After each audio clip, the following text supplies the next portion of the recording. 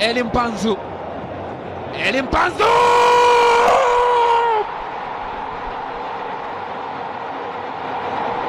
Nilimkemia Eli Mpanzu, nabii ambaye anaanza kufanya miujiza ndani ya uwanja wa Benjamin Mkapa, Dar es Salaam. Wanachinja, wanafurahi kweli kweli kwamba farafa ziko hapa. Ni Simba Sports Club anaunguruma ndani ya Benjamin Mkapa, Dar es Salaam.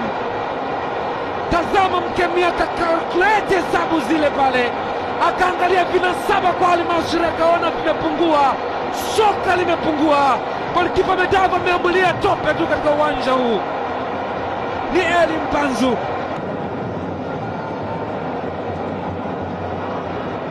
Mohamed Hussein Jashalewa.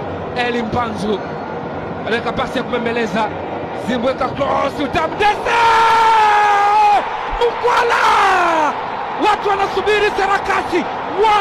1-2, mbaya hiyo kwa Al-Masry. Stephen Dese Mkwala.